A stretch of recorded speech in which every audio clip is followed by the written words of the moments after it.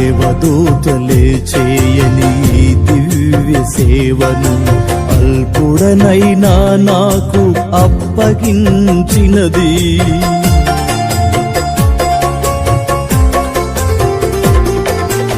దేవదూతలే చేయని ఈ దివ్య సేవను అల్పుడనైనా నాకు అప్పగించినది.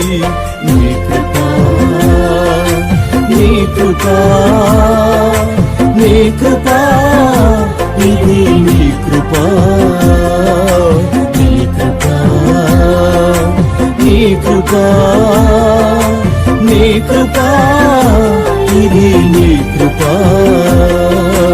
ఈ స్థితిలో ఉన్నానంటే,